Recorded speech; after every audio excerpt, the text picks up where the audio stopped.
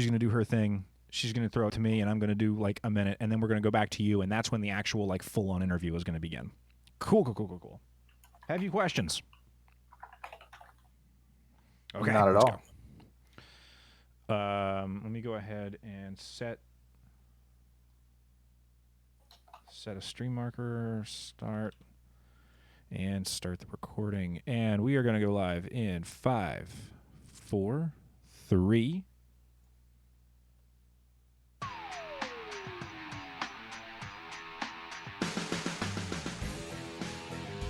You're listening to the Converted Podcast, the podcast about the guild Convert to Raid on Airy Peak, US.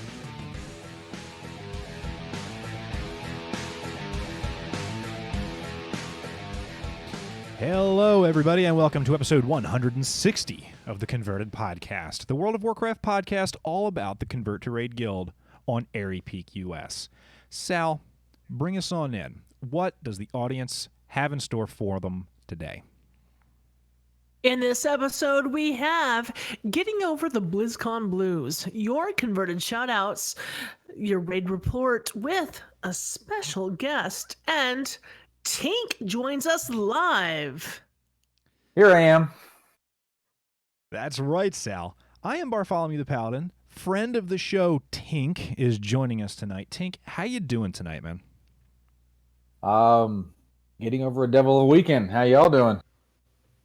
I am doing well. Thank you kindly for asking. Joining with us, as always is the case, is Salmisis the Shaman. Turarts unfortunately could not make it with us this week, but that's okay. We got Sal. Sal, what do you got?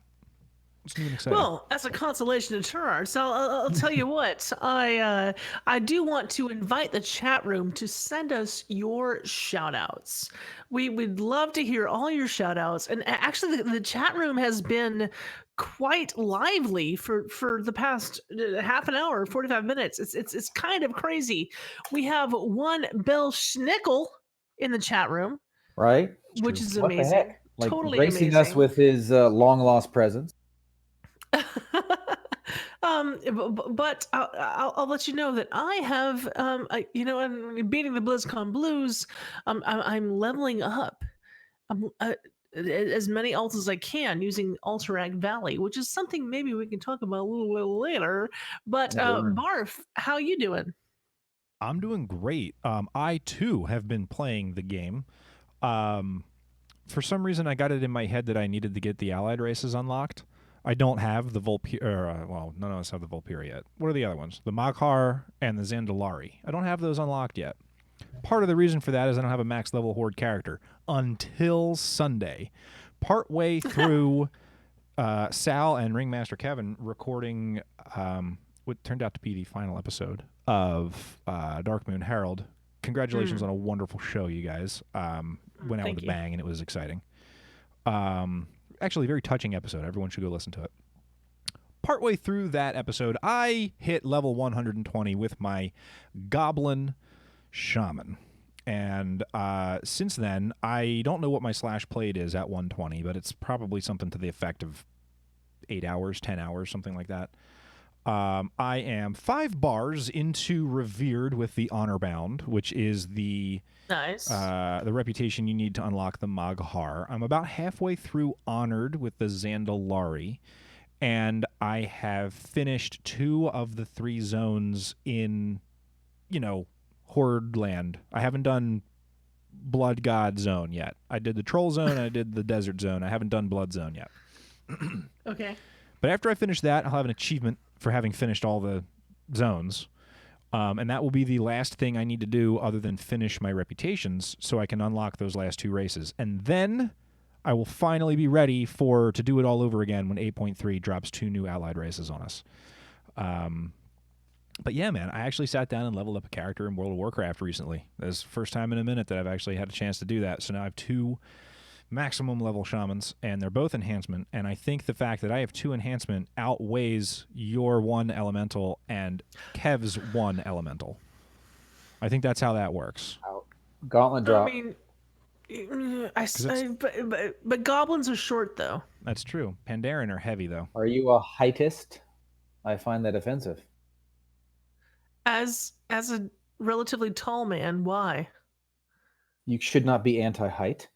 Goblins, short, powerful, in their own way. Wily, speedy, Stringy. pokey. Sinewy. That word too. Sinewy. There you go. Now you're pronouncing it a little bit better. Mm. Your Also, diction was a little bit off. There you Yes. go. Also, Euromaru, famous for being on World of Warcraft, kicked my butt physically, like in a fist fight, at BlizzCon at Warcraft 3 when we sat down to play the demo together. I love this story. Dude, he ate my lunch hard. And I went, I got to learn how to be better at video games. So I sat down and fired up the Warcraft 3 custom game thing and taught myself a build order and like learned how to do it. Then I jumped into the Warcraft 3 beta, which as a person who went to BlizzCon or had a virtual ticket or bought the game in advance, I had access to the beta. Mm-hmm. And I lost most of my games against real humanoid creature people while playing the Warcraft 3 PvP beta. But I did not lose all of my games. I merely lost most of them. So I feel like I'm doing great. I'm doing really, really great. That metric is very well put. You know, I was almost thoroughly awful, but I fell just a couple wins short of complete awfulness. I like that. Well, Holding yeah, on to the positive. that's improvement. Indeed, That's it is. growth. Yeah. Warcraft 3. Did you play the original Warcraft 3? I have both installed. The beta is only 1v1s and 2v2s with humans, undead, and another one, orc. Is the gameplay significantly different? It feels the same. It really feels the same. But because it's only 1v1s and 2v2s against human beings, I had no way to practice. I physically couldn't. You can't do it. And I went, well, wait a minute. I already paid for this game years ago, so I'm just going to fire up the old one and practice my build order and learn what I'm supposed to do and play an easy AI and lose to them for a while, and then I'll get back into the swing of things. Aw, T just jumped into chat. Hey, T, everybody loves you. Hey, We miss you. Turarts. Hey. Absolutely, we miss you. I mean, we do love Tynk. We love Tynk, but I am a shoddy substitute for the glory that is tea. I'm glad he said it, not me. Oh, He said what I was thinking. yeah, and they're saying it in chat. T, we collected a number of things for you. I know Vash has some of it. Marconin has some of it. But yeah, there's things. Californian things. And rocks. Okay. They were collected. Gosh. We did it on purpose. I was there for some of it. The chat room tonight really is just full of love. It's particularly loveful this evening, and that's what I bring. Just so you know. I kind of think it's like, is it post BlizzCon? Is it because we're friends, or is it because this long lost friend Tynk is here this evening? I'm not sure. I am, and I bring with me love. It just is. It clings like a magnet. You know, that's how I roll. Everyone like knows herpes. me. It'll be with you forever. Because you can that's really tell every once in a while. Love I generate, the herpes type of burning, never leaving, festering. No. Festering. No, it's magnet. It's magnet love. Tynk wrong is with you? festering. Yes, I'm a festering love. No, Speaking everybody. of things that, Hey, I marketed myself quite a bit, and the turn and the reason of extra awesomeness surrounding me is my return to World of Warcraft, because for the past how many years now I've been an Overwatch player, and then Classic released, came back for that, and then Am I preempting if I bring in the Belschnickel? Okay, well, I suppose what we're doing right now is moving from the intro part into the interview. Oh, And that's fine because I love it when the guest takes charge because that's less work we have to do. You know, Makes for an easy show. We also have one Belschnickel He's in in the charge. audience, and the man, the myth, the legend. The mystery. and the one who started it all, The as far dessert. as the converted podcast goes. Indeed. He brought me into it, and for some reason I've stuck around all these years. But we have got Devlin in the chat room. It's crazy. It's nuts. I don't even know what to do here. But So I'm obliged to utter your favorite tagline ever. Tickle, tickle. It is Belschnickel. I mean, it was a well planned out. You always loved it, and so by order of the Schnickel and Tickle Nation, I had to, drop the tagline. You couldn't just like be my friend for once and just not. Well, I've got years with my man. So the OG, literally and figuratively. Yes, you saw what I did there. The OG. It's his RL initials, everyone, and that's all we're gonna say. Oh, I thought it was because he had an orc named Og. Sure. That would have been better. No, here's the deal. The OG has always been Alliance, but Tynk joins us today, and if you notice, every now and then he brings up his hand. And you see this mark. It's like the Voldemort's mark, except it's something else. A weird birthmark, like a defect. It's not a birthmark. It's a. Do you see that? Scratch yourself? Did you like fall down and like skin your arm? Oh, that. No, some people...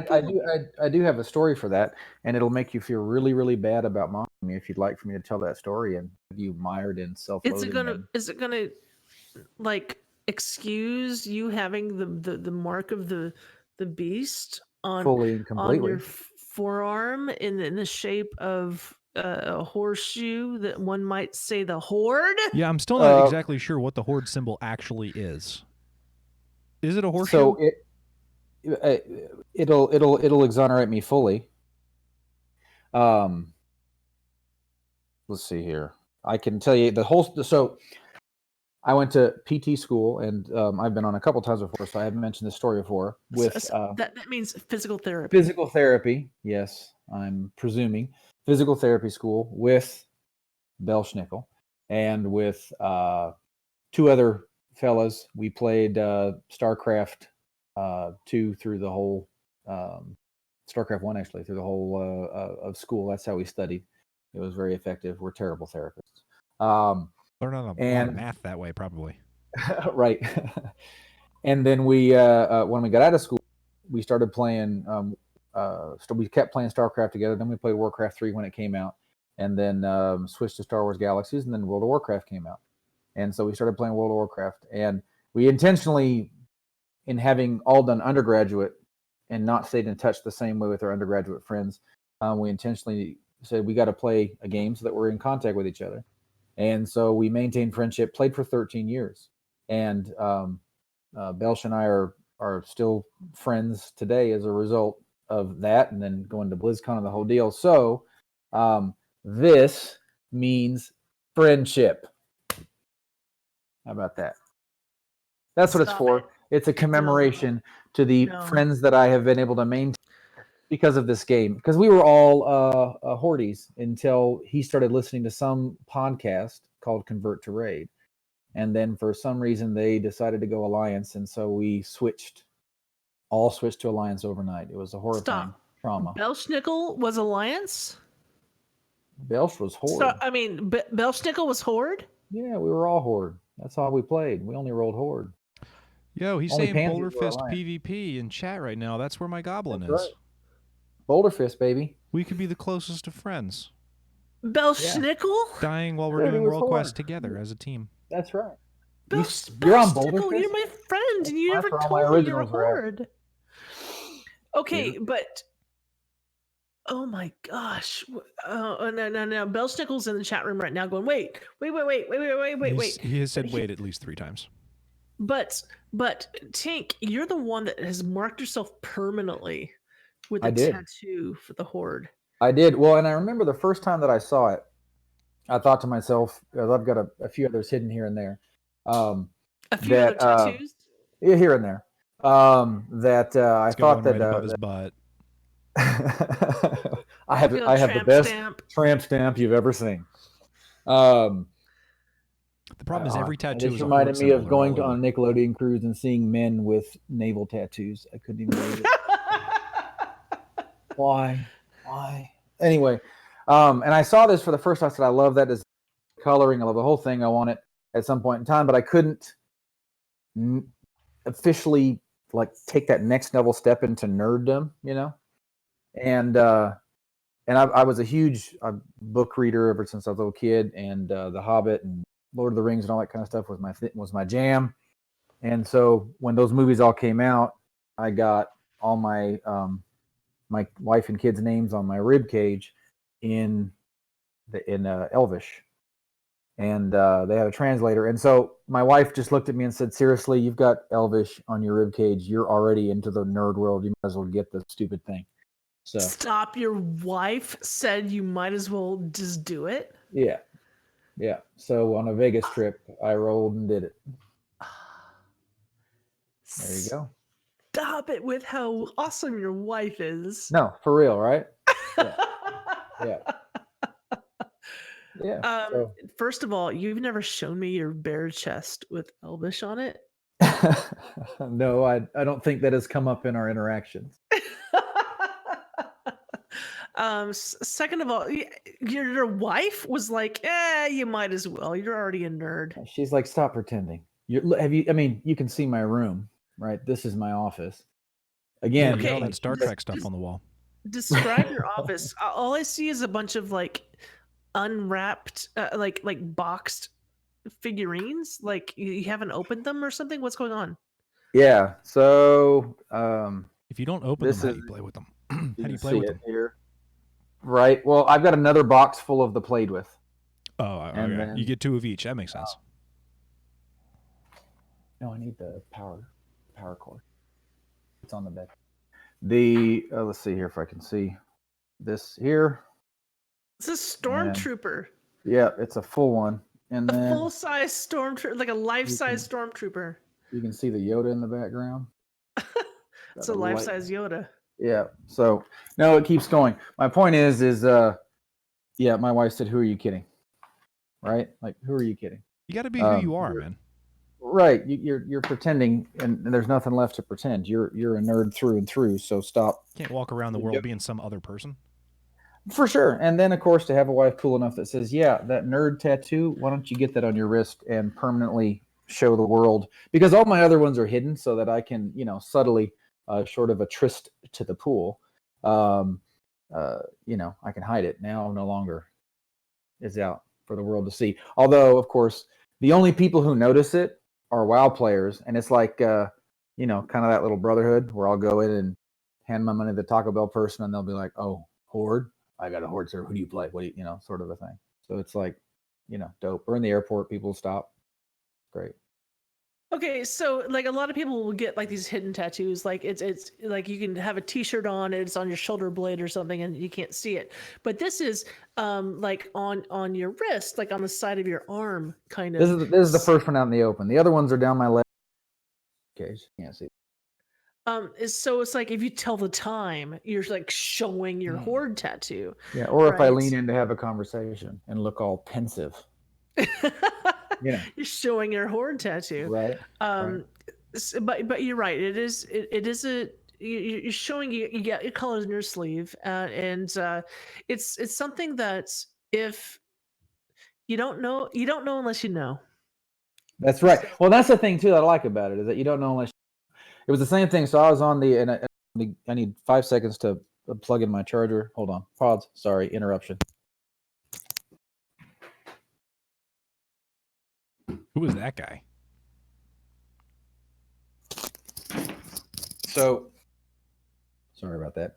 I was at the, this is a couple years back, and this is the first time this has ever happened, at Destin, if you know where that is, the white beaches in Florida on the Gulf.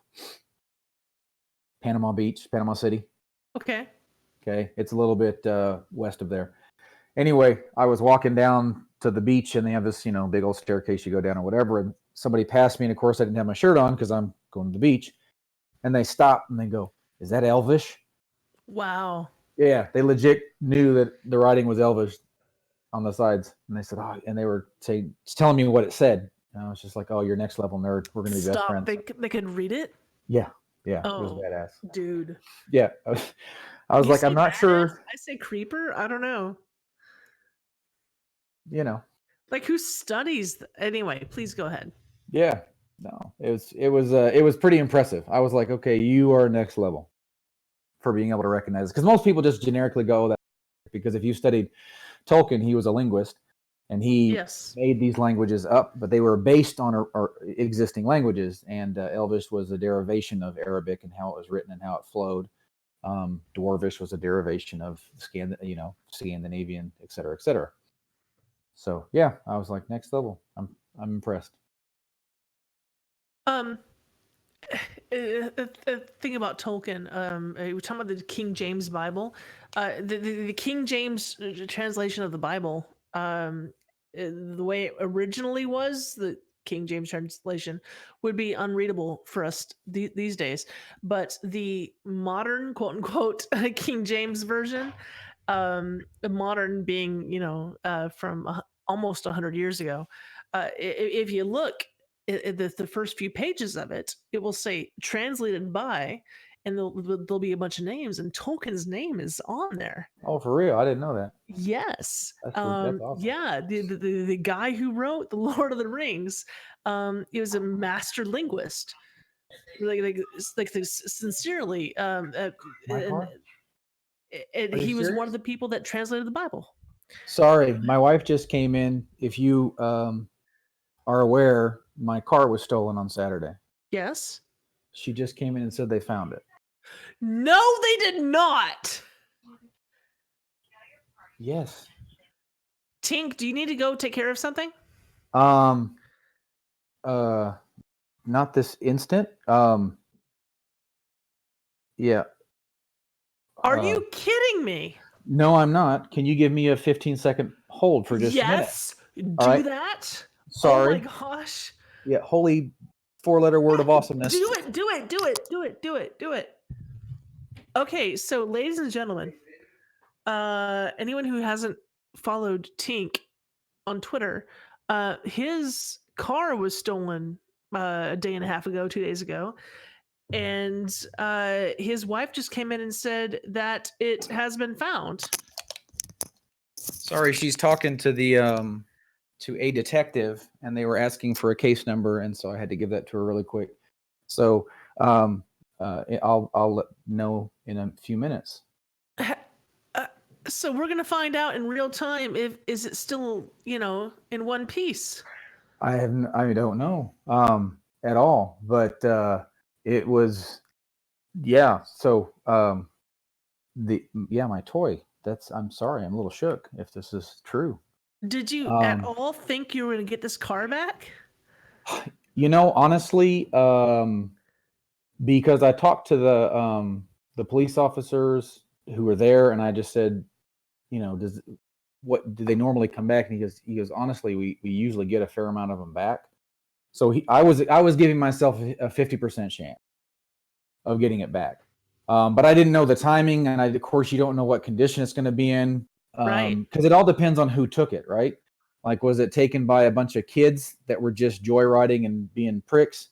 Or was it taken by a ring? Or was it taken by somebody to commit a crime? You know what I mean? Like, so. Oh, was it taken by someone? So one of the things that I read up, because of course I started obsessing about it and started reading about it, and one of the said a lot of times the reason why they get returned at a higher rate is because they're used for a crime, so that they don't get caught because it's somebody else's plates, et cetera, right? And then when they're done with it, they dump it. Okay, but it was a nice car though. I know.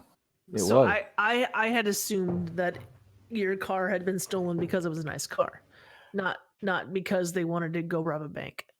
Yeah, well, and that's why my thought was that it was stolen just because of the neighborhood that it was stolen in. Like my in-laws' neighborhood's a nice neighborhood, and so literally across the street was a decked out, same color orange Rubicon 4-door, and there's a Mercedes down the line, and there's a BMW was the other car that was in the driveway. I mean, a Cadillac. Like, so these are nicer cars in the neighborhood.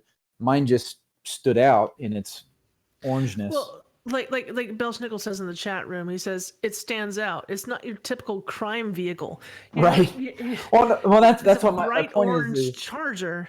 Right, and my point is I figured that it was probably kids of some sort, or like, you know what I mean, like because apparently 16 to 20-year-olds, that's what the officers were saying. Anyway, sorry, I don't know for sure, so I don't want to get overexcited yet. I didn't have a chance to fully pay attention to what my wife was saying, so I can't wait to put this on a podcast and then that'll be a holy crap moment, right? Let's and we haven't even gotten to BlizzCon and all the fun stories. Yeah, what kind of character are you playing these days? Okay, so here's the deal. Barf is probably confused as to why we had you on to begin with, because everyone knows that your daughter London plays Overwatch, which and in your protection of her. I don't even know why I'm saying that. You started playing Overwatch 2, and you've basically been exclusively Overwatch. Yes, literally years. First correction is I was at the BlizzCon where Overwatch was announced. That's right. I played it on the floor, and I was just like, this game is awesome. And so then I was in the beta, and I played that until release. I got my beta character up to level 600 or something ridiculous. And then I started playing the main one. And so my daughter came in, and she had been playing Minecraft, etc., little games like this. And so she wanted to try to play it because she liked Diva as a character. And the colors are very much, she likes Japanimation type stuff. And she likes to draw and art and all that kind of stuff. And so the character designs were down her alleyway. And so she started just playing on my accounts, and then she just kept playing more and more and actually started getting better and better. And then, as you know, I travel to work. And so I finally bought her own account. And so her gamer tag is Little Tynk, because all of my friends started calling her Little Tynk. Own computer? No, I didn't, because I have a laptop which is streaming on right now. And so I take my laptop to Oklahoma when I work, and then she plays on the main computer. But that is on the horizon, because we tend to bump heads. Well, I'm playing right now. Like, she was playing before, and I said, you got to get off. I'm streaming in a little. Oh, but I'm, so. Anyway, she so she and I started playing together. And yeah, that was it. And all my friends, like I said, started calling her Little Tynk, so gamer name. And then Classic came out, and I just kind of was like, you know what? Let me try this. And CTR was gonna have a bunch of folks go over and the whole deal, and so I decided to dip my feet back in again. And I will say that the minus the queue times, the first month of Classic was, and Swayze and I talked about it a ton when we were at BlizzCon. It was an absolute legit blast to the past. Like, I remembered why I loved the game, and it was absolutely fantastic. And I hadn't played in so long that I had to literally remember how to play. But going through all the different zones, and of course, back in low leveling days, I was only Horde, and so being that I'm CTR Alliance, I had to go into the Alliance world of things, and so that was a whole new world for me because I hadn't done that before. So yeah, it was very interesting. And then with the advent of Shadowlands, Bell sends me a message and he goes, "Dude, I'm digging this. I'm digging this." And I had not even considered getting back into regular. And then he dropped like he'd sent me a text or give me a call, and he's like, "I think I'm gonna give this a roll. I'm gonna try. I might resub this weekend or whatever." And of course, when he starts to get a bug in his head, like it gnaws, and he goes. Oh, he was after it. texting me too. Yeah. And so then once he rolled into it, I was like, because I quit playing when I played Demon Hunters on the floor when they first came out, and I had a level like 111 or 112 Demon Hunter, and I had just started learning how to kind of play them and the whole deal because you could boost at the time, right? Right. And so I was like, all right, well, I guess I'll try regular. And so this last week, I just got back into regular for the first time. And it was so much nicer than Classic for this reason. In Classic, I have 27 silver. And in regular, I've got like 200,000 gold. So, yeah. So I was like, oh, I can repair. I don't have to wait, just little simple things like that. But no, so I've been leveling my Demon Hunter, and then I just got the glitch that you guys told me about yesterday that I'm going to try this week. It's not a glitch, it's real. I don't mean glitch in a bad way. I mean like in a good way, right? Yeah. So okay, could you please explain to our audience? Okay, so Bell Schnickel, the person who started this podcast, messages me, messages you, and then I go to Dev, and I go to and we're all talking. You guys are getting back into the game, mid BFA, even late mid BFA, right? I've been here, Barf's been here the entire time, but you are late and you're like, oh, I gotta level up, and Belschnickel's like, ooh, I have to level up. I get on the horror with the Belschnickel, and I tell him a little tip. Do you want to explain this to everybody? I mean, you'll obviously know the tip better than I would. But my understanding is that Alterac Valley, with the WoW token and going through Caverns of Time, talking to Chromie, that you have an XP boon, basically, running through the classic style of Alterac Valley.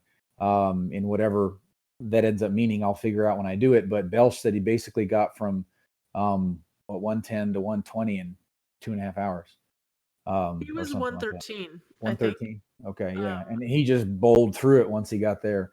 And now he's doing gear prep because the ultimate announcement is that For the Win is rejoining. It's restarting, like our old raid group, with possibly a Sal.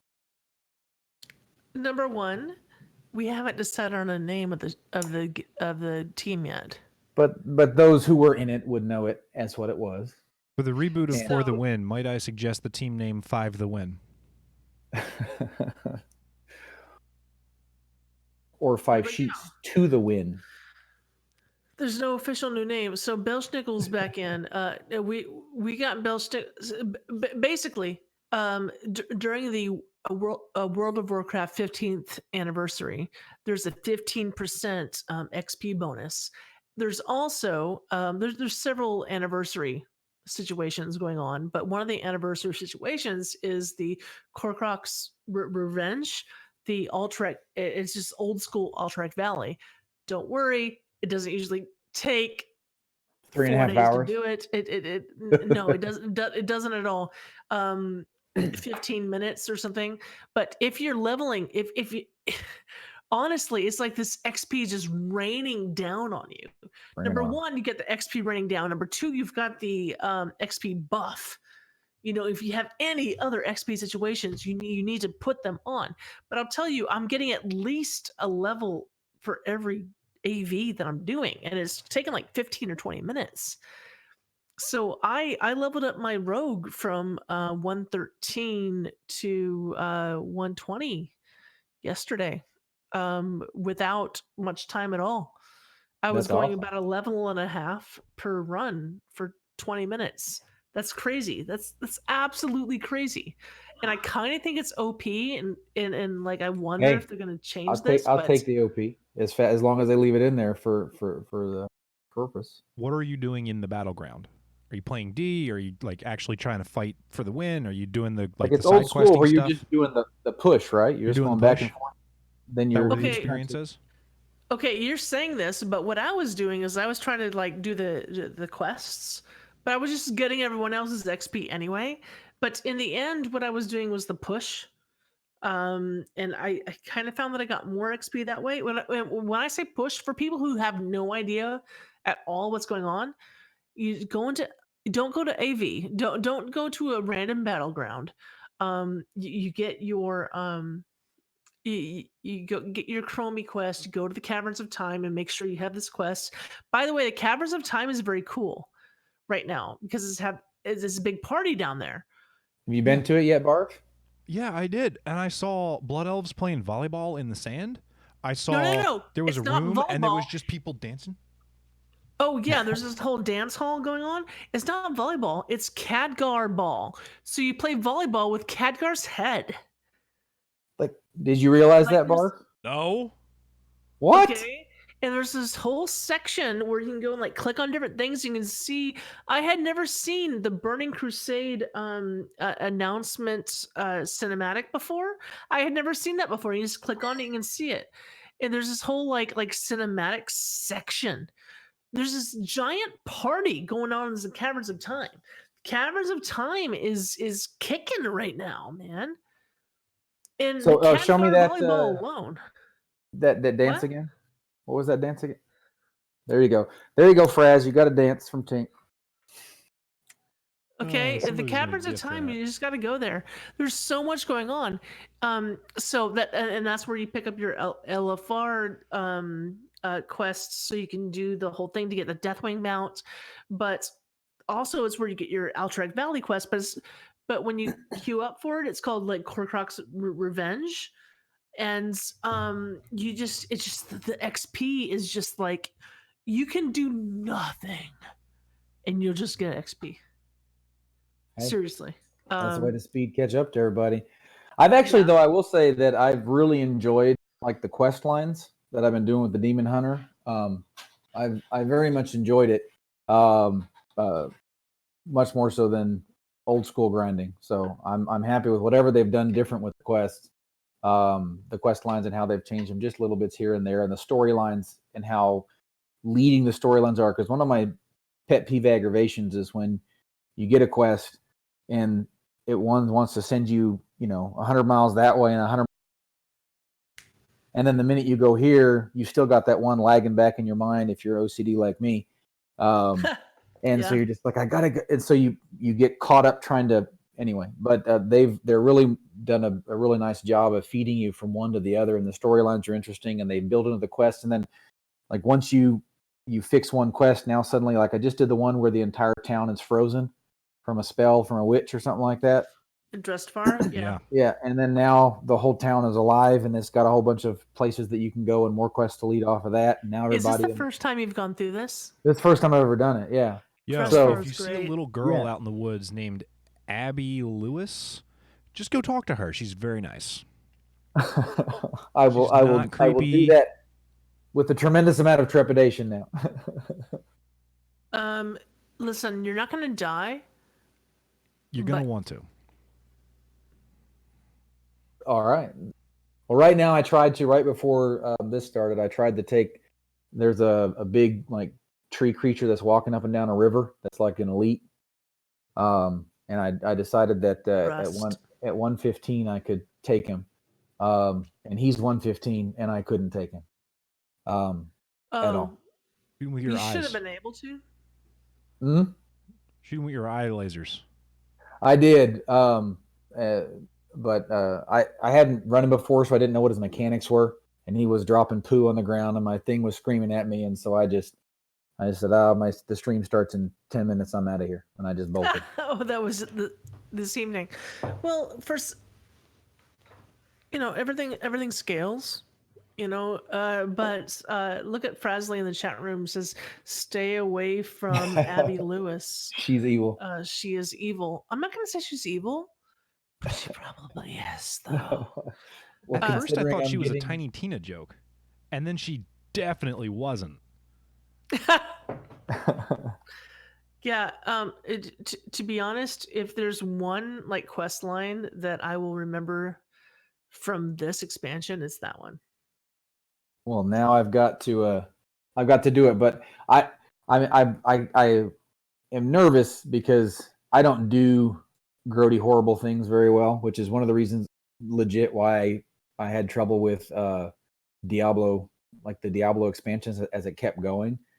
Like that level of like graphic grossness, I don't do it. So if it's that level of stuff, I'll be creeped out like a little kid. Like, No. But how no, did you it's- respond then to the cloak? it was the trailer at BlizzCon. Yeah. It freaked me out. And the crazy thing is that my daughter is like Totem and Vashti. She loves horror movies. And she thought it was the coolest thing ever, and she's never played Diablo. She's like, "This is so awesome." I said, "No, it's the opposite of awesome. It is disgusting." No, she thought it was fantastic. So she was riveted, and I was hiding behind her diva pajama helmet. And I was sitting next to an 11-year-old. Kevin's son, Neutral Tommy, was with us, and there's signs everywhere saying, not He's 11? acceptable for. He's 12. He's Are we 12. sure? He's 12. Okay. I know. He just looks. He looks like he's 14 or something, right? Like Yeah, I would have put him he's- right in yeah. the mid-teens, yeah. But he's 12. Yeah, and there's signs everywhere saying this is for mature audiences. And I recall when the Diablo 4 trailer came out, Kevin was like, no! Like putting his hands above his eyes, except like he's 12 going on 50 type situation. No, that was legit creepy, but it was, I mean, again, just like everything else, how they do their cinematics it's riveting. And my daughter, for a game that she's never seen before, was just riveted. What's next? I mean, every part of it she thought was just awesome. Did you get a chance to play it or any of the other games really that they had out on the show floor? So, being that my daughter is an Overwatch player, we were either watching tournament games or playing Overwatch 2. Just you go through once and I want to do it again. I want to do it again. I want to do it again. And part of the reason why she wanted to do it again was that legit every game that she played, she had either the play of the game or golds across the board. So everybody was just like, which one's little Tynk? Which one's little Tynk? And of course, you've got everybody who's older, and then she gets up in her little diva thing and walks away, and everybody's looking, and she's, that was the one who got the play of the game over and over and over again. Yeah, dude, she would get a quad kill, like a nuke quad kill, over and over again, because that map in particular that they were playing, we did the one PvE mode, which was okay. We didn't like it quite as much. I liked it quite a lot. Yeah, I mean, and anybody who's raid gaming did it would like it a bit better because it fits that style of play, and it's a nice storyline in the whole deal. But for us, it's the back and forth that we really like, and so that map is super diva friendly because the challenge with diva is if you see her coming, you can generally hide it, but there's enough corners and walls that you can fire that thing over the top, and you just hear the warning, but you don't know where it's coming from, and then by the time you look up and you find it, you're done. And so she was just torquing people. It was funny.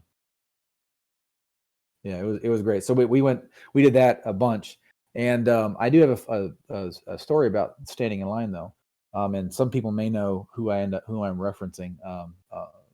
Some might not, but we were standing in line, and there was this guy like two people in front of us. He was really short. He came up maybe to here on me, and he was 130, 135 pound-ish, like very small guy, but his ears were turned out a little bit like this, and he had cauliflower ears, if you know what that is. So if you know what MMA is, UFC, like wrestlers will have that scar tissue in their ears. Yeah, wrestler ears. Okay. And so I said, oh, look, do you notice the ears? And I said, just for a point of order, no matter the size of the individual, if you ever see those ears on somebody, never mess with them, just kind of as a talking in line to my daughter, and she's like, "What are cauliflower ears?" You don't know what that is. And so I typed it into my phone, cauliflower ears, and up pops a picture of the guy standing in front of me. No. Yes, like legit number one example of he's the guy standing in front of me. Like, that can't be right. And so I looked, I said, "Is that the same guy?" Like I'm talking to her. And his name is Demetrius Johnson. And on Twitter, his Twitter handle is Mighty Mouse. And I looked it up. He's 11-time bantamweight champion, UFC, 11 times. This dude. And I looked up his YouTube deal, and he is like, if you type up Demetrius Johnson on YouTube and just type up highlights, he is vicious. And so I was still not 100%, because normally when I'm watching fights, I'm watching the higher weight class fights. And so I'd legitimately never seen him fight before. And so I made the mistake of having my phone visible when I walked up to ask if he was Demetrius Johnson. And so he sees my phone with his picture on it, and he looks at me and he kind of goes, "Really? You had to look," and he put in some expletives. "You had to look me up online to know who the blank guy was," and da-da-da-da. And I immediately was just like, "No," I said, "I was just trying to make sure that it was you." And then he just totally laughed. He's like, "Dude, I'm just kidding. Totally just kidding." He was super Oh cool. my God. Oh my Yeah. God. Oh my God. Oh my Yeah. God. Yeah. Well, but I mean, like, he started off straight up giving me to start. "Oh no, I just didn't know." And he was just like, "Oh, it's totally cool." And I said, "Hey, man, can I take a picture?" So, "Oh yeah, it's great. No worries." He was in line for Overwatch too. He's a huge gamer, loves playing the game. And so we chatted up just a little bit. He was super nice. Spends Super all nice day dude. knocking people out, and he's just quietly Right? standing in line with his hands He's in like his pockets. standing quietly in Play the line to new watch video play game, everybody. Overwatch. Yeah. And solo. Like, I think he had one friend with him. But it was just, and again, like, this dude is not small time. From a winning. So anyway, it was really kind of cool. Yeah. You're like, hey, honey, you gotta watch out for those kind of guys. Right. Just, And let me look oh it my up and God. hope that's the first guy that shows. Yeah, it was weird. So one of my buddies in the gym, he and I went to high school together. He owns a Brazilian jiu-jitsu gym. And so I just texted him a picture of that, and I said, "Guess what? I just saw him on Overwatch too." And he was like, "Holy crap, losing his stuff." This guy's like fanboys him all the time. So anyway, it was funny. So, Hold on, I'm sorry, really quick. I'm getting a car. Do it. In real time. Is Tynk's car cut in half or not? Is it in one piece or is it in 1,000 pieces? Do they take the credence? We're gonna find out. Is bright orange Charger is in a lake or not? So they found it. It's in Kyle, which is about 30 minutes south of us. It's if you know where University of Texas State is, in San Marcos, and that's anyway. I don't know how familiar you are. So with it's in Mexico? No. No. Kyle, 30 minutes south of where I live. So I now need to go. It's in Colombia. They got pick it up my all the car. way to Brazil. I found my first car, right? What's it doing in Argentina? I don't know. Are they literally saying come pick up your car? They're literally saying come pick up your car. Oh my God! Right? Like, what the heck? Right on, man. That's That's so awesome. simple. Congratulations. As in you can drive it away. As in, like, bring the keys. You're gonna drive it back home. Right? Good for you, man. What a dude! Holy crap! What a way to wrap up the day. Holy smokes. Yeah, considering the weekend, right? Yeah, for real. Did they let you know if someone took a crap in the back? I didn't have a chance to ask if people were mething in my backseat or whatever. I have no idea. I have no idea what to expect, but I've got really good insurance. So like the insurance legit was like, it will pay you in full for what it is, 0 deductible, go after it. So whatever's wrong with it, they're gonna fix. So yeah, I'm stoked. I love how you use mething as an adjective, a verb. Yeah. Yeah. No, so I'm super excited. Thing is, I was super excited to talk about this too, because I didn't even get to tell the story about how I got you tosser drunk, and then got you to divulge stories about somebody named Johnny.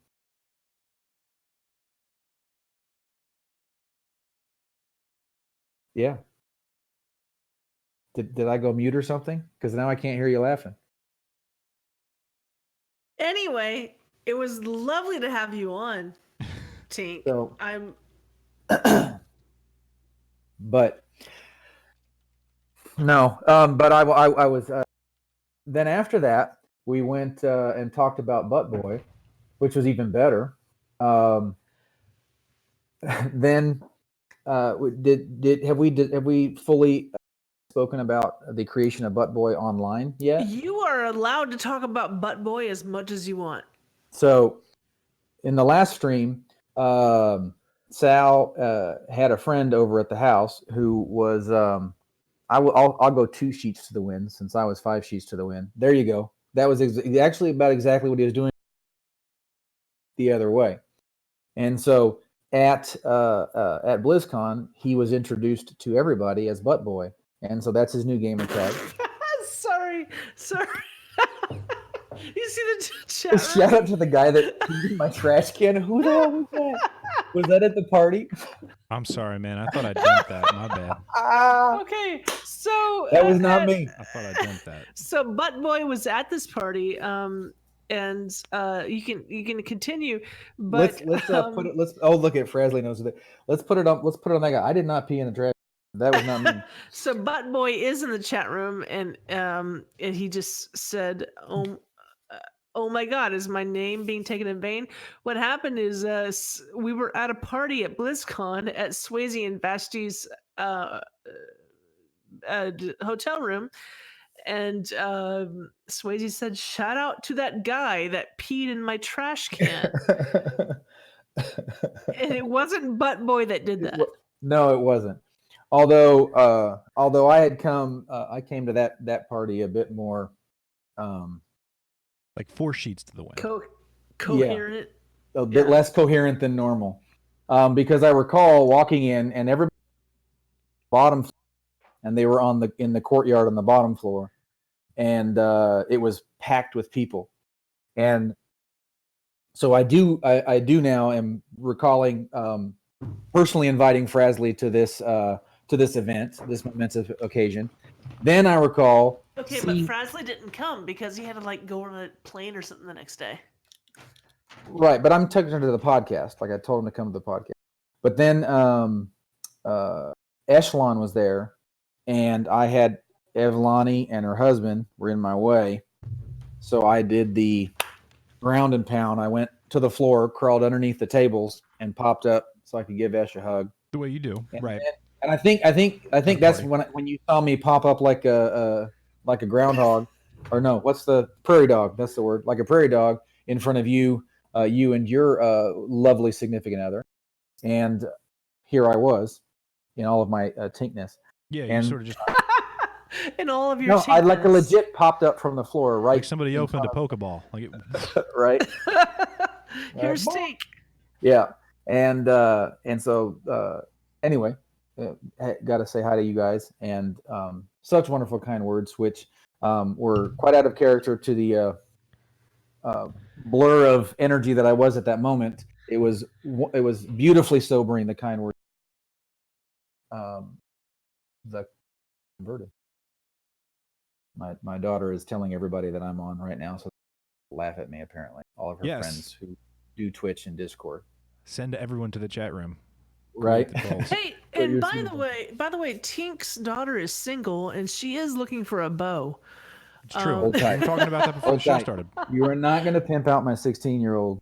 I have already started actively planting cactus around my house beneath each cactus, and I am armed to the teeth.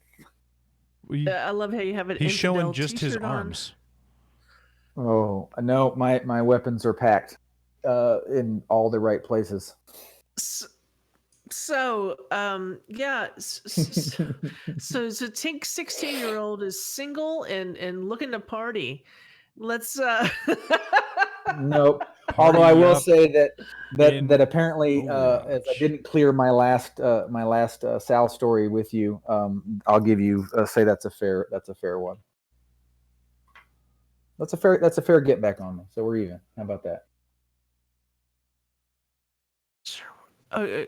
The love potion story in which I named something I shouldn't have. Oh, that's right. Yeah, yes. see? Okay. So Inexplicably, we've had Tynk on this evening. He is starting a new raid team, as it New raid goes. team. Uh, so, thank you very much, Tynk. And so, if anyone wants to follow your Warcraft shenanigans on Twitter, how do they find you? CTR Tynk, TYNK. At CTR Tynk. That's just wonderful. Indeed, would it you is. like would you like to send a shout out to anyone? So I do. To your special guest in secret, whose name I will not invoke. Much love. And Zato, who hooked me up with the tickets to BlizzCon, because Oh, you got the tickets from Zato? I did. He had extra tickets to Vashti and Swayze, and because Vashti is awesome and amazing, she said, "I know this weird Texas dude that needs some tickets," and so I got hooked up. It was amazing. Isn't Zato really the best? Dude, so chill, so awesome, He's super cool dude. Yeah. seriously. And the thing chill, is that seriously I'd amazing. met him, and for the first 24 hours, I didn't put together because we had direct messaged way back when the tickets were out, and so I had the name of who hooked me up with the tickets had vanished from my head, and so it came to me like in halfway through Friday and into the evening, and suddenly I remembered, holy crap, this is the dude. And so then I inexplicably bear hugged him, and I hadn't the day before, so he didn't see it coming, and I think I might have disturbed him just a little bit. Oh, he's fine. Yeah, no, he was legit. He's a little bit of an introvert, you yeah. know, but like when you get to know him, it's like, no, bear hugging is fine. Yeah, but one of the things that I did different this BlizzCon, because the previous ones I'd had Bell with me, and I was kind of following around with wherever him and his little video camera went. His GoPro. Right. Is the light on? Is the light on, man? Hey, bro, is the light on? Bro? Hey, bro, tell me, man. I can't tell. Are you sure? Is I intentionally inserted myself into any place I saw CTR people who didn't know me, because I haven't been in the community because when you go to Overwatch, you kind of fall out. It's not the same as when you're raiding, which is something that I missed. And so I was like, "Hi, I met you 3 or 4 years ago. Remember me?" "Yeah, kind of." "Okay, where are you going?" "I'm going to go with you." "Okay, I'm going to go with you too. I don't know who you are, but I'm going to go."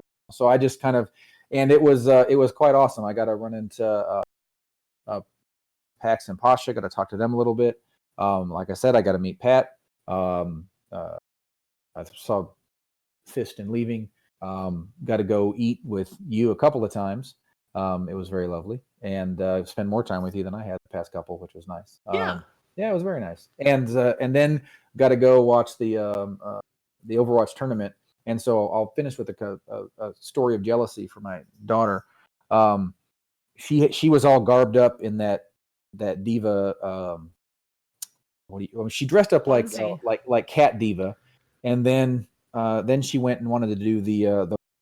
So she got the onesie, the baggy onesie, and so we were sitting front row. It just so happened that 2 people left right as the Netherlands and whoever they ended up losing to, France, I think it was. It France? Right. Anyway, those 2 teams were playing, and so she was sitting front row. Yeah, it was French, because there was some dude in like a Pepe Le Pew hat. Anyway, and so because she kind of stands out because she's lovely and she had a bright pink outfit on, some Blizzard employee comes up and says hi, and they so happened to have given us poster boards because nobody knew really the team, and France had an entire section, and so they just annexed the front row as being Holland fans. And so there's 2 random dudes next to us, and then me and my daughter have these posters like "Go Holland," and so we were making a ruckus, like an unnecessarily loud ruckus for Holland, just to live in the moment and have fun.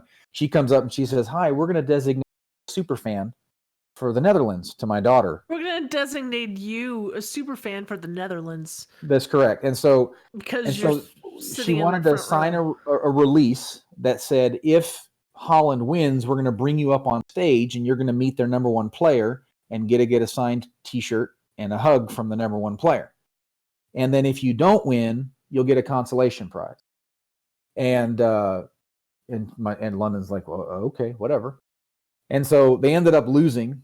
So they brought this guy in a striped French baguette shirt and a Pepe Le Pew hat up to get hugged by some random French player, because every male wants to get hugged by another sweaty Overwatch player. That's the best thing ever. And then my daughter comes up and they give her this, what's that, like a 12-inch pewter statue of 76. It was friggin' awesome. And they're like, well, here's your consolation prize. And she's like, I would have much rather gotten this than a t-shirt and a hug from some stranger. So anyway, it worked out. And so I said, so that's going to my office, right? She's like, no, it's going to my room. So Yeah, you got like this Soldier 76 statue. I know. It was freaking awesome. So yeah, I put it up on a hug. Right, instead of a hug and a t-shirt. Come on, I'll take the statue any day. So yeah, she gamed out on that BlizzCon. But I apologize. I wanted to stick around to see the guest and I wanted to talk more, but I have to cut short because my car was found. So I'm gonna go see. Oh, you have to go. I have to go. Like I have to go. You have to go get your I gotta go get my baby.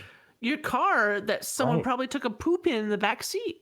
Please make it more inviting. So I'm going to find out that a couple of meth heads were you got to tell us copulating in the back seat, right?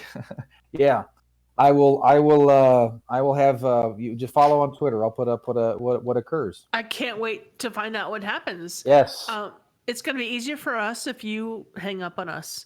I will do that. I love you, and I can't wait to. Okay.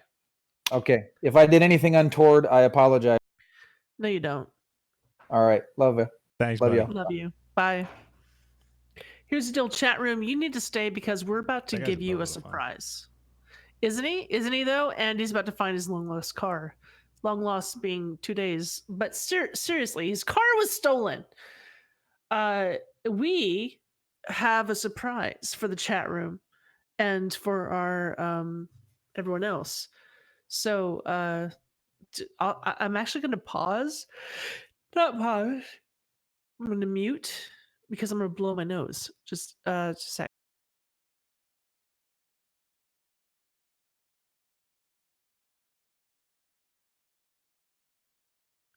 Oh.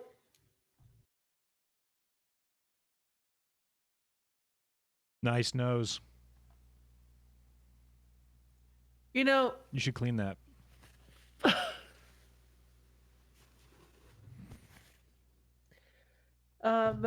I sneezed a couple of times, and now I have a bloody nose, and it's just dripping everywhere. Nice. Which is the best. So, surprise everybody. Actually, I'm going to cut all this out of the audio. Actually, could you say a surprise Nate situation, please? And I'm going to walk away, I guess. Okay. I made a note of the time. I mean, there's a lot of blood coming out of my face. All right. But surprise chat room. But if you could like say a surprise, or I don't know. Yeah, we can do that. He's not answering the phone. I mean, I get it. We're about 45 minutes past where we're supposed to make this call. There we go.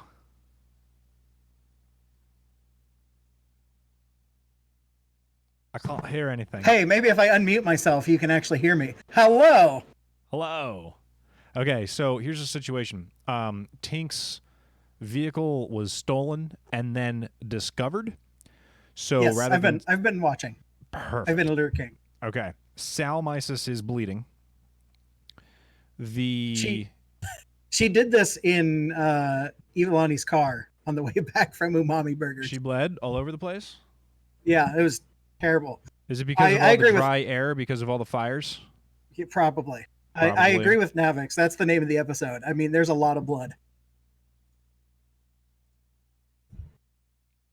So now I'm moving names around, and now everyone is named appropriately. That's good. Good. I'm far too feral to be Salmisis the shaman. Cool. Okay. So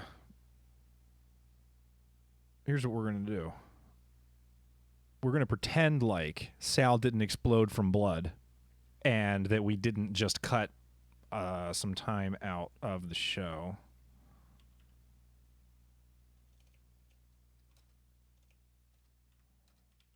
We join at 1:04:45 or so, let's just say. And then we're going to do an introduction. Sal did not so much explode as much as perhaps by 3 they come. Yeah, did you see that thing where they turned the man upside down and all of his blood came out of him and it made a lady? That's Sal's doing that. Hail Lilith, everyone. Hail Lilith. All right, so let's get back into the show by saying,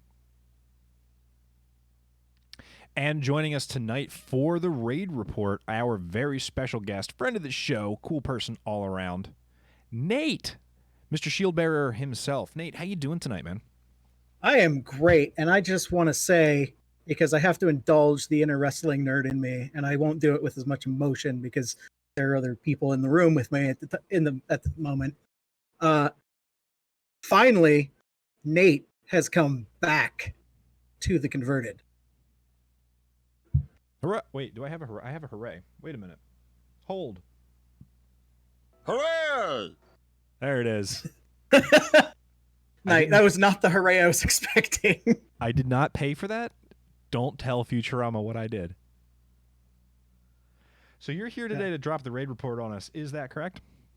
I am, because our good friend Eshelon couldn't be here tonight.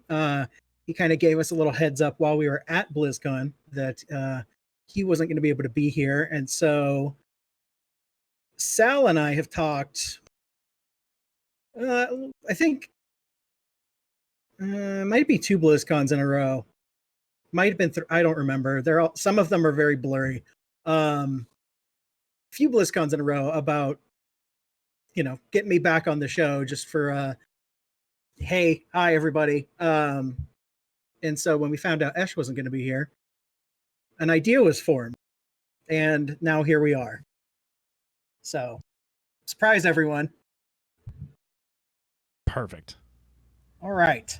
Surprise! We have a Nate. I'm really, gosh, it's nice to have you back on the Converted, man. It's nice to be back. I'm really happy to be back. I've been once I got done getting financially reamed at the mechanic today, I was very excited to be here. As one does. Yeah, you know. So at least somebody got good news about their car. I mean, we don't know what kind of condition Tynk's car is going to be in, but yes, it's drivable. That's something. We'll find out about that later. But at the end of the day, thanks so much. It's lovely to have you on. But you're gonna talk about the raid teams in CTR, yeah? Yes. As much as I love talking about myself, we're here to talk about the raid teams of Convert to Raid Guild, and some of the stuff that they've accomplished since the last time we did one of these. And by we, I mean Eshelon, not since the last time I did one of these, because that's like 2.5 years. There'd be a lot to report. Yeah, ain't nobody got time for that. So, in the world of Convert to Raiding, we've got the Rubber Chicken Coalition, who have downed Ashvane Heroic. That puts them at, was that 4 of 9, 8? I don't know how many bosses are in this raid tier. I barely know what's going on. Shout out to my raid team, Threat Level Midnight, who just kind of like drags me along and like carries me to the head of the curve. And when I die, they're just like, don't res him. He's not. Anyway, so Rubber Chicken Coalition, Ashvane Heroic. We've got the Hyjal Volunteer Fire Department. Got Harbinger Heroic. We have Marginally Competent, who have gotten there ahead of the curve. They got a Shara heroic down. And last but not least, Facepole got Ashvane Mythic down. Congrats to those guys. So that's all we have for this week as far as raid team progress. If there's anybody who didn't hear the raid team get shout out in chat, let us know. I'll be happy to shout you out. And as far as the raid report goes, that's all I got. What about the Nate report? What's the Nate report? Yes. I don't know. What do you want to hear about? You want to hear about, WoW? You want to hear about BlizzCon? You want to hear about life, the universe, and almost everything? No, I saw that movie. Okay. We don't talk about that movie. Yeah, man. What was like your big thing, your big takeaway from the con? Like, what have you been up to in the worlds of the games recently? Like, give me the full lowdown. So, as many of you know, I took a break. Actually, it was end of Warlords to take care of some life stuff, make some life changes, go back to school full time. So I've been doing that. I did play during Legion, but I wasn't very active in the greater community, except Twitter. And if anybody follows me on Twitter, I don't shut up. So for this expansion, for Battle for Azeroth, I played for like a day in October of last year. And I got to that was more than a day. I got to like 118 and then went to BlizzCon and everybody was like, oh, how do you like Battle for Azeroth? And I was like, I don't know. I didn't hardly play it. Kind of waiting for us to get to this point where it was like, this is what the expansion's actually about. Not the faction war boring nonsense. Give me some old gods and some Naga and cool stuff. Not an old god expansion. Right. So I came back in August during my semester break and got to 120, geared up stupid quick because the catch-up mechanics are just primo right now. So which of the mechanics did you use? The benthic gear with the pearls? Yep. Mostly benthic gear. Honestly, I didn't even realize that there were rings and trinkets in Mechagon until I already had 400 level things. And I went, oh, well, that would have made things way easier. Okay, wait, stop. Nate, I just want you to know that I just leveled up my rogue using the Alterac Valley, cheat. Almost bug. The Alterac Valley cheat. For the anniversary, and then I used benthic gear, and then I needed a few things, including trinkets and rings, and a friend of mine helped me out with some of that stuff. But tell me exactly what you're talking about right now. One of the things that you can use at the Pascal King crafter guy is the experimental adventures augment. I think it's 385 rings and trinkets, and then I believe there are higher level ones as well, but I think you have to find those recipes out on the rare mod around the island. So how do you get these 385 situations? Listen, I'm serious. I walked up with 185s.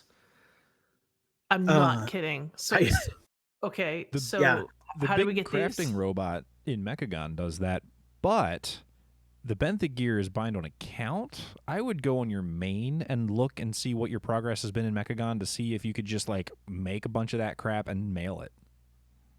That's a good idea, because the benthic gear, I did that. But then there were weapons, trinkets, and rings that I didn't have. And then a certain friend of mine made... No, it was actually Draven Dresden. Oh, cool. Who made some starter rings and some weapons for me, but then I had to figure out the trinkets. I was able to buy a trinket from the auction house. I could have purchased 2 trinkets, but I think the trinket that I needed was 24,000 gold. Yeah, and that was too much. Yeah. So this is first rare you kill on Mechagon, you're going to get a blueprint for the experimental adventure augmentation. It's actually 395 rings and trinkets. So it's, I don't know. I'm sure Wowhead has a list if you dig around. I'm not seeing it on the page for that item, but I'm sure there's a list out there somewhere of everything that it can turn into. There is also, when you hit Honored with the Rust Bolt resistance, you can buy the blueprint for the Advanced Adventure Augment, which will give you a 410 item. And then at Revered, you can buy one to get a 420 item. So, nice. Well, this is great because, I mean, like we were talking about before, this is the time when everyone's like leveling, like speed running, leveling up all their guys before 8.3 comes out. And then, you know, obviously 9.0 is only right around the corner. We'll be ripping helmets apart in no time. So we need rings for that. Yep. And unfortunately, it looks like those items are not account bound. They are bind on pick. Even still, what you just described is not a long time to get like the base level gear, just to get you into the dungeons, get you into the raids, get you into, you know, doing your world quests without getting just pasted. Yeah, I just leveled my mage this week, and using the anniversary buff and all that good stuff. And I think in under 24 hours of played time at level 120, I was 395. I believe it. Average eye level easily. Wow. Okay. I just got her up to 403. I've been slowly working her. I've been debating on switching mains because I'm having fun being a mage, but I don't like being squishy. No, you're usually a warrior, aren't you? Paladin. Paladin, a plate wearer, anyway. Yeah. So, but our raid team needed a mage, but it sounds like our mage is back. I don't know. We'll see what happens. You said you were Nate, kicking around the idea of changing mains really quickly. I have not been having that thought, but I have been having the thought of I'm not sure what race I want to be playing right now. And it occurred to me that with the exception of the Void Elves and the Nightborn, who use the opposite races like form, all of the a lot of the races that we have are just different skins on races that faction already has access to. Like if you already have Draenei playing a Lightforge, the only difference is there's minor racial differences, and like they get the tattoos, and that's kind of it.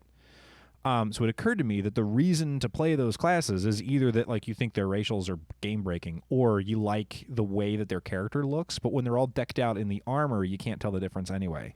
So I'm wondering if they're going to do anything with the gearing in like Shadowlands maybe, where they really start giving you transmogs that let you emphasize the fact that you're one flavor of, you know, orc instead of this other flavor of orc, or the Draenei or the Vulpira and the Goblin share a skeleton. Like you see very little of the characters. So it occurred to me that, I don't know, this thought's just been in my head recently. I wanted to throw it out to the world. Well, that's what the level 120 armor, that if you level one of these new races from, what do they start at level 20 right now, all the way up to 120, you unlock that like racial armor. Like the Void Elves get the cool light glowy purple shoulders, and but like, is that the only transmog I'm ever going to wear on the Void Elf? But the Void Elves don't really count though. Like the elves don't count because you are actually getting a new skeleton with new animations with those. Well, I mean, new to the faction, sure. Yes, that's what I mean. Like, I really like the way Blood Elves move, but I can't play one because I'm Alliance. I play Void Elf. All right, cool. They move the same way, swing the big weapon. Got it. Good. Yeah. It's been in my head the last couple of days. I don't know. It would be nice to see. I'm more interested to see if they will actually. I know they've said they're trying to figure out what they want to do, but I want tier sets back, and I don't know if I miss because I've hated all of the raid tier sets that have come out this expansion. Have you? Okay. I like universally. I'm like, and the Naga plate one is the rest. most of them I'm just like, I don't like any of these sets. Like, I miss my gear. I miss having that gear set that like feels like a class thing. And I'm not just saying that because I'm a paladin and we have all the best class sets ever, including the original Lawbringer giant banana shoulders. Like, our sets are great. But we all wore weird stuff in high school, man. Yeah. God, classic was high school for me, man. I'm old. But yeah, I don't know. I like it'll be interesting to see. Shadowlands is going to be really interesting to see what happens. I'm very interested in what they're doing with Torghast. And the fact that you can do Torghast as a group or solo and still make progress. I'm going to be interested to see if doing it solo is just as viable as running it as a group, or if there's probably always going to be that, it's more convenient to run it as a group. It's a little more fun. Maybe it's a little faster. But if it's successful as far as solo content, I'd be interested to see how they can take what they learn from that and apply it to, say, I don't know, let's pick an experience that's like pulling teeth. Raid Finder. Like, can we make Raid Finder way more tolerable by being like, you could do Raid Finder solo? I would be down for that. Do Raid Finder solo. I solo Deathwing all the time. Well, it's interesting that you bring up Torghast, though, because we put out a tweet. When was that? A couple days ago, I guess now, right?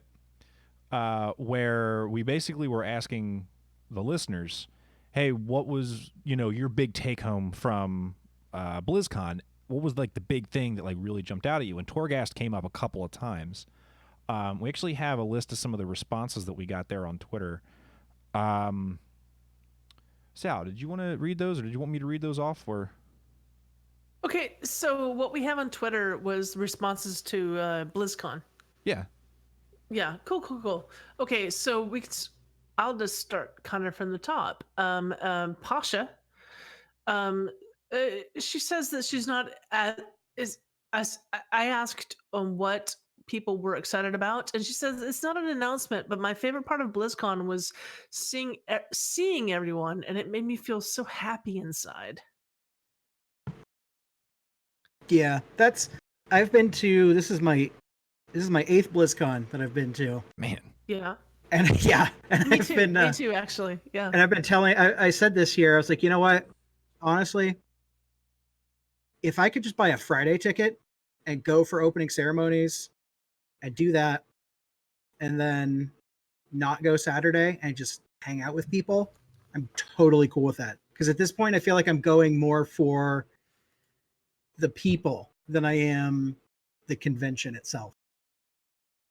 I totally agree with you. I think BlizzCon is more about the people, and that's different when you talk about like PAX, okay, or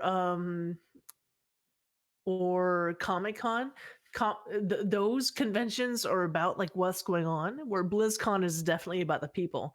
I believe that you are not alone at all when you say like the opening ceremonies in that first day is the main part of it, and the second day is secondary. Barf, I can see you want to say something. If they have the online version of the ticket, and they call that the virtual ticket, and they have the super mega advanced version of the in-person ticket, and that's the Portal Pass. If they had the ticket that was like, it's not for the full experience, it's like a cut down version of it, and it's there just because the other people who you're there with are just stellar, would they call that the Raid Finder ticket? Oh. Get it? I'm like making a joke about what you said earlier about how like you go into Raid Finder and, oh man, I wish all the rest of these people weren't here. That's all right. I'm trying to not have a visceral reaction to the word Raid Finder. Yeah, that's just it. Like you say LFR and it's terrible, but at the same time, what you said was actually a good idea. And It would be a different color wristband that I'd have to beep on the little magic wands. beep. That was definitely new. Also, Tiber, aka Tibber, who I had to hang out with. It was really nice to see him again. AKA Walter White. For real. Yeah, he did. I applaud him. He showed up to BlizzCon and he had not quite full scruffy Nate beard, but he had like a full beard and gray. He had and the then whole he went like bald cap going on. It was great. It was really good to see him. And he said his favorite announcement was Shadowlands. Yeah, preach. Yeah, truth. Truly, my biggest was Diablo. I've been waiting for that one for years. Kara, a person that Barf and I know and love, she said her favorite announcement, it wasn't really an announcement, but her favorite, Lilith. My Twitter name is currently Nate Herald of Lilith. So, Kara, I'm with you. I agree. All hail Lilith. I don't care. I don't care if she's good or bad. I hope she's bad. I mean, she's definitely bad. Okay, but I will follow her to the ends of time. And Lilith, I just dropped something. Lilith, against Sylvanas, right? I mean, like, can you compare? Like, Bart, I'm looking at your face right now. What are we? Sorry, comparing? Sylvanas. Sorry, Sylvanas fan people, but I can't get down with Sylvanas. But Lilith, take my blood. We've said her name enough times that I think we're going to summon Nagus. Okay, so Brandon says, as far as announcements go, it's a tie between the level squish, leveling, and Torghast. I'll gladly take a Dead Cells clone as repeatable content. Yeah, I want to play it too. Yeah, I'm hoping I get into the beta for that because I really want to play with Torghast. I want to see what, but I also love like procedural generation type stuff, and they're experimenting with that, and I'm pretty happy with that.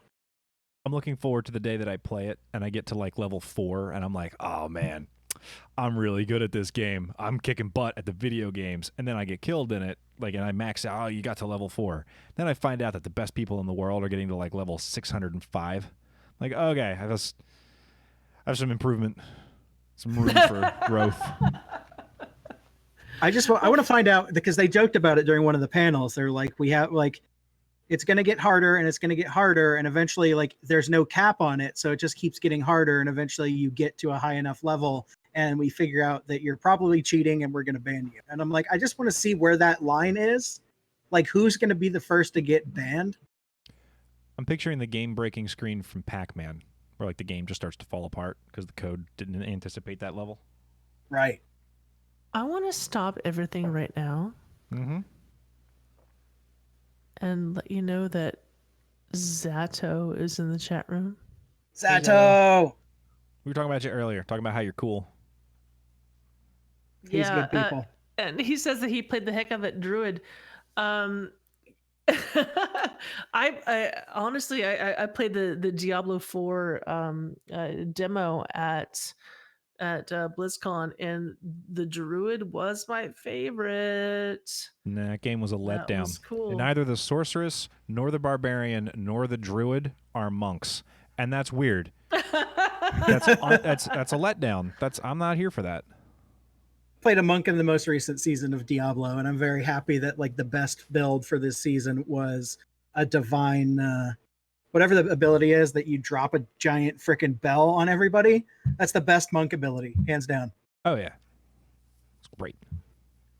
Well, so Frasley says he's most excited about the improved system for alts in Shadowlands because Frasley likes playing alts. Leo Wild, he's got another name. I'm just trying to think about Leo Wild's other name that we usually call him. it says the new leveling system for WoW. Yeah, followed closely by Torghast, and of course Dottie. What do you mean Dottie? Dottie is the new companion pet that is being released. The charity I pet. think next month. Yeah, but it's the new charity pet, and the money this time, everything for the first month is being donated to Make-A-Wish and another children's charity. So make sure you pick up Dottie. All the money is going to a good cause. Mm-hmm. Oh, look, Leo Wild is in the chat room. That's amazing. Alpaca. It's the alpaca pets. Yeah. Yeah, that's right. That's right. That's right. I'm always a big sucker for those pets. And why not? They always put 100% of the profits on those charity pets to charity. Why put an alpaca? Listen, I get distracted by the chat room way more than I would like to admit. Tiber, aka Tigger, also said, I liked Con Before the Storm best as my whole BlizzCon related event because all the great people I was able to meet and hang out with. At the con itself, I liked the Voices of Azarath panel best. The cinematic reenactment was incredible. Honestly, Dear God. I could say the exact same thing. Like everything that he just typed. Yes. Con Before the Storm has become like there was always lots of community events, but Con Before the Storm has just like become the community event that is the best, and it probably the best time I had at BlizzCon. I mean, yes, aside from like hanging out with my friends, it just as a thing that I did at BlizzCon, Con Before the Storm. It was so big. It was it's one of those. It's the thing about Calm Before the Storm. It's now one of the mainstays. Like it's such a mainstay, and it's grown steadily over the years. I don't know the right terminology for it because I'm sure it was the business side of it was different, but it ate the Wowhead party this year. Like Wowhead has had their own thing for years, and Wowhead was now like one part of what was going on at Con Before. They didn't have their big like dance party that nobody was at. Like there was like the Wowhead stage was over there, and there were prize giveaways, and the Sure. meet and greet stuff was going on, and the panels were all the panels that I went to were great. But big shout out, by the way, to Taliesin and Evitel. Yeah. Because they were the bona fide rock stars of this convention this year. They were at Con Before the Storm. Their line was like all the way from the table to the wall behind it and back and working its way back again. And they stayed like hours over just to make sure that they met everything. That's just it. They had a 45-minute time slot, and instead they stayed 4 hours. Yeah. They were... and able to be able to meet everybody, and including Evitel is quite pregnant. Yep. And then they absolutely crushed hosting the the WoW Q&A. Yes, agreed. Handled. Yes. Heckler is probably too strong a term for what had happened, but handled like a disturbance so smoothly, and like just everything was great. Like they're great. Absolutely agree. That was fantastic. Also at Con Before the Storm, I was able to meet Matthew Rossi. Yeah, me too. I got my book signed. Yeah, I specifically went over to go and meet him because I told him this. I've been reading his stuff since they were WoW Insider, when they were still being run by AOL. Like my first, maybe not my first WoW podcast, but one of my very first WoW podcasts was like the original WoW Insider show. And it was literally the episode where Terpster and whoever else was co-hosting with them, like handed the reins over to Rossi and everybody else that took over that podcast. Yeah. So like the fact that he finally got to make it to a Blizz was really, really cool. It was really nice to meet him. He was a very nice guy. He was lovely, and I went to the live stream of the Girls Gone Wow podcast yesterday, and they were talking about being able to like have dinner with him and stuff. I don't think that Matt Rossi and those kind of folks understand the impact they have on us. Barf, you brought a book. Yeah, You brought one of his books. I had one of his novels with me on purpose because I saw on Twitter that he was going to be there, and I was like, "Well, I'm packing this. I'm not missing my chance." Yeah, he signed it. And he put like a little monster face on the front page, like he drew on it, and I signed it. It was great. I got to tell him all about how I listened to his show, and congratulations on upping Lore Watch from every other week to every week because you got the extra funding and like everything's rad. Yeah. You guys put out a great program, and you do a great job. All that sort of thing. Told him all about how the climax of the first book in that series was like this ridiculous fight that how did you even write this? Like it's out of control. What happens in the climax of this book? Everyone read Nameless. Pay money. Buy the book. Yeah, that's it. Yeah.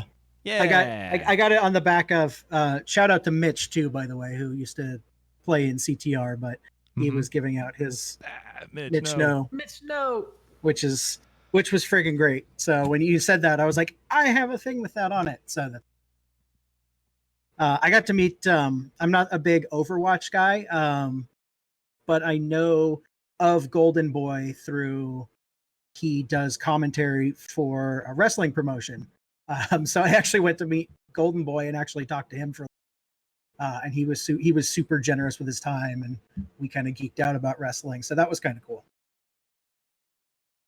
But yeah, Con Before the Storm, outstanding.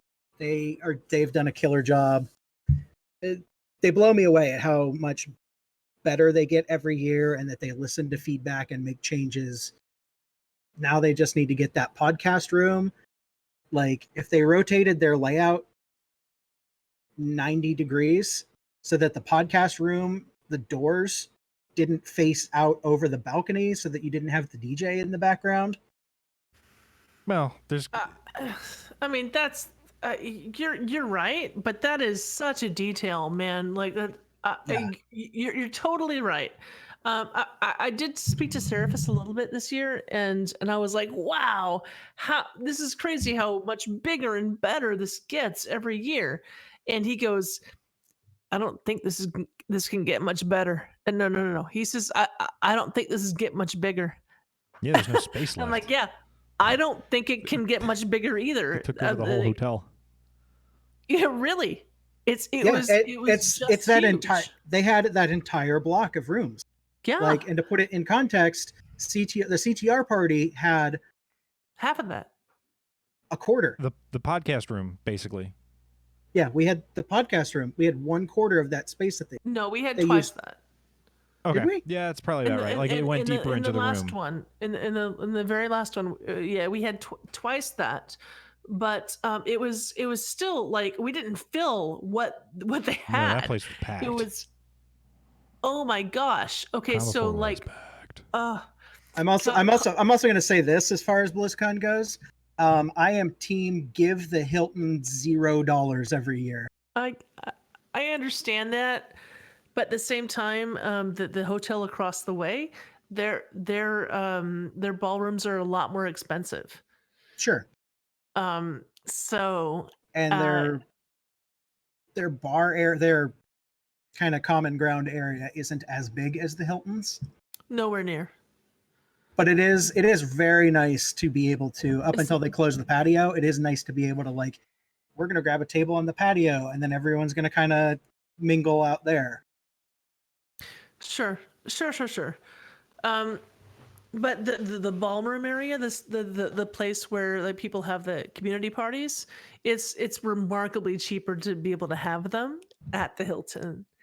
It's about half the price. To be able to do that because the facilities are better,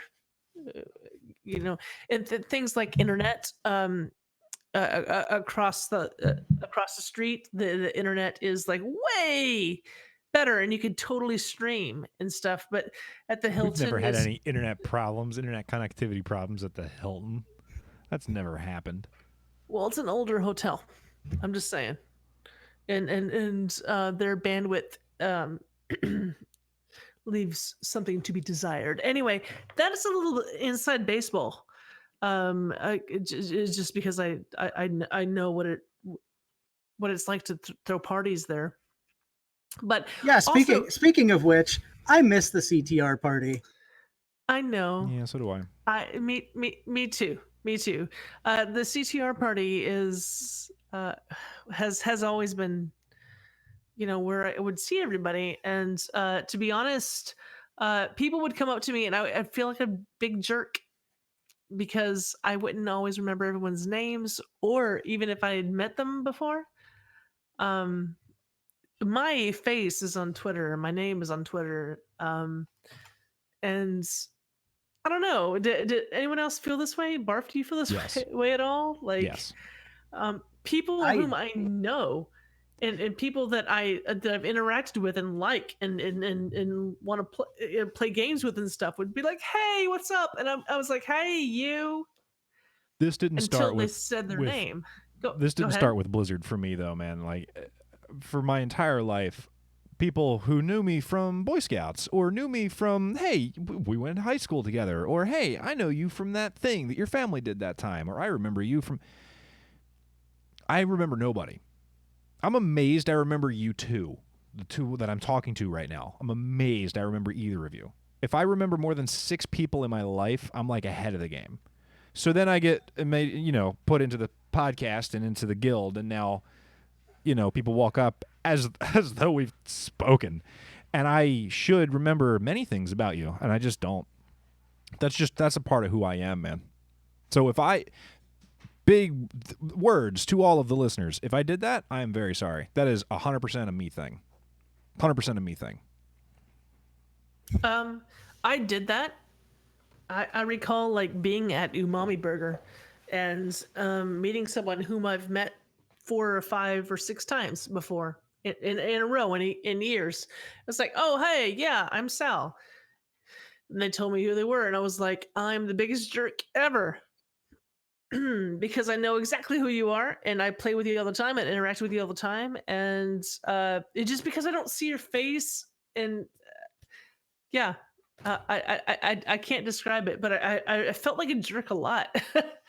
I feel like we should all have our Twitter handles like emblazoned on our face. Well, I've got my That's little hanging art badge, but I forgot Yeah. mine this year. Yeah. I forgot my Noxy badge. I'm looking at it right now. It's hanging right there. I just forgot to grab it before I left. But yeah, I had the same thing when I used to be a regular on this podcast. I would have to me, we're like, "Hey, how you doing?" And I'm like, "Great, thanks. How are you?" Random citizen doing, and then I'm like, "Oh, I met you last year. I'm so." right. So yeah, it happens. It's hard.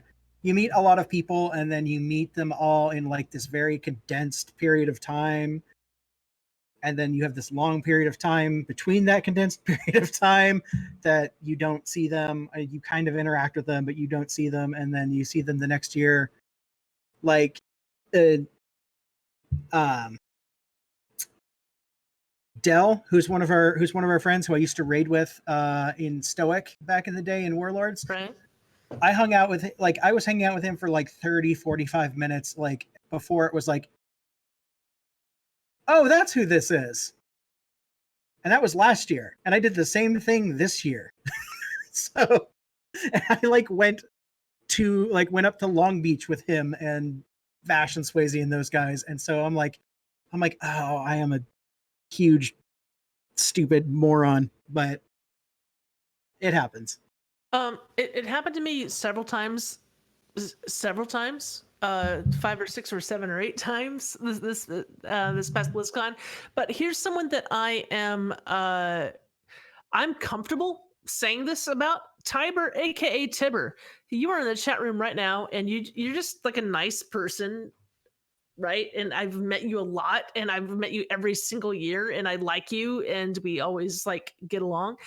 I'm just gonna say this for you. Like I was like, hey, guy that I recognize wearing a weird bald cap because it was your Halloween costume. And I didn't recognize you as the person whom I interact with weekly. At first, like because you're in the Dark Moon Herald chat room, and I was mortified to be like, I cannot believe that I did not recognize. If you said, "Hey, I'm Tiber or Tibber," I would have been like, "Oh my gosh, I interact with you weekly. You're amazing. You're awesome." Da, da, da. But when I see you physically, when I saw you physically, I didn't have that reaction. And that's kind of a weird thing. It wasn't the bald cap, actually. Swayze's in the chat room. It wasn't the bald cap. I know your face, right? And you're someone who if you said, "Hi, I'm Tiber, aka Tigger," I would have been like, "Ah!"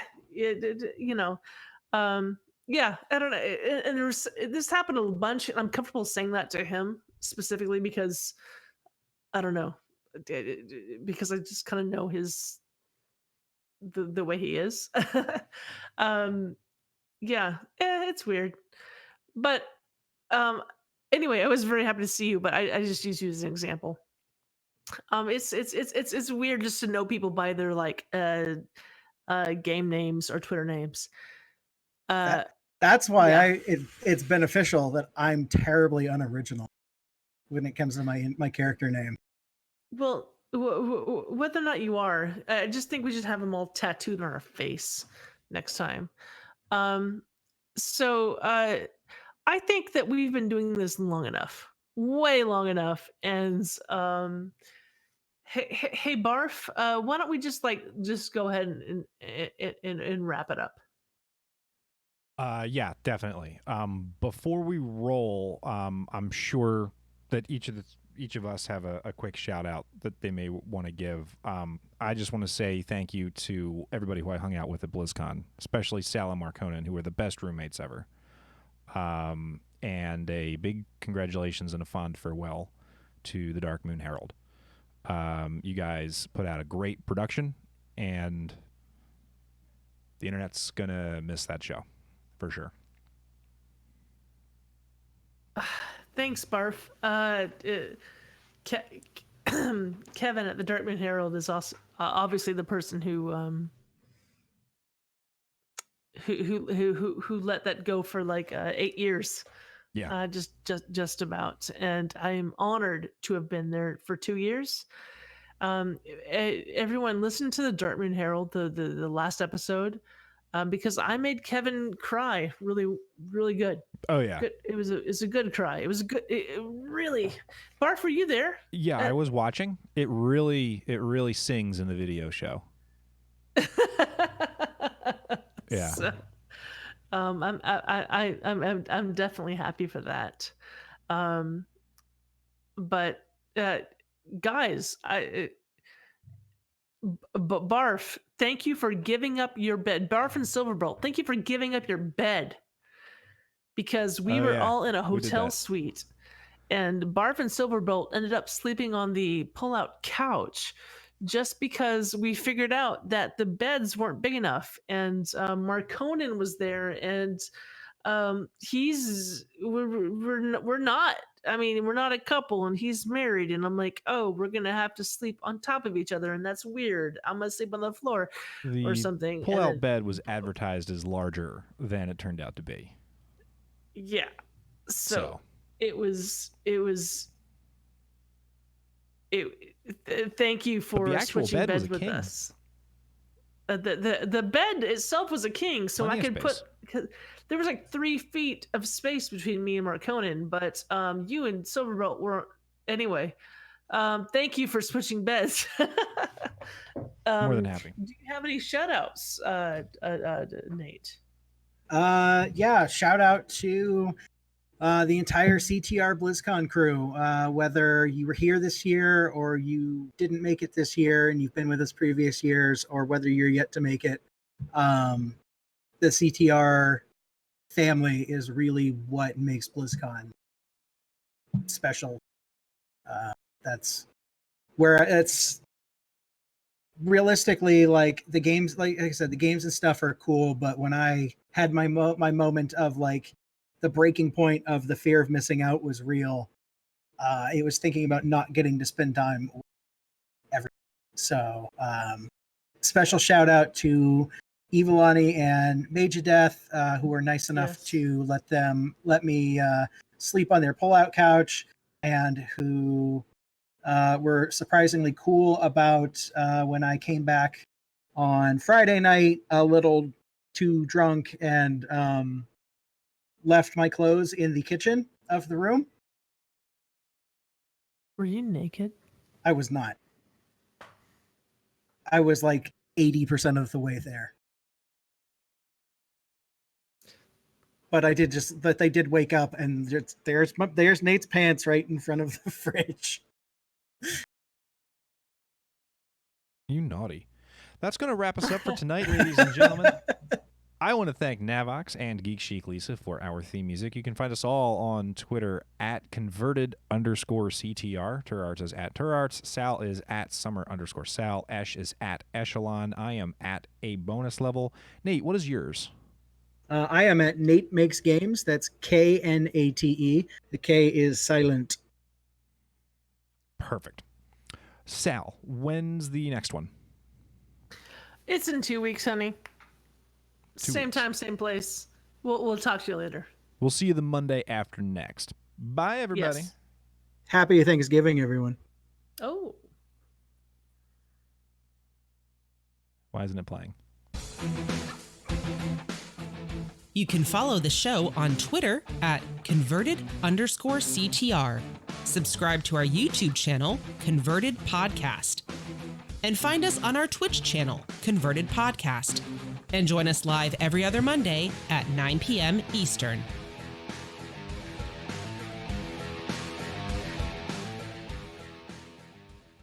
This podcast is a part of the Signals Media All-Star Network. For more information on this and other fine shows, go to signalsmedia.com. It's okay to stick our stuff in your ears. Really? Well, we went a little over time.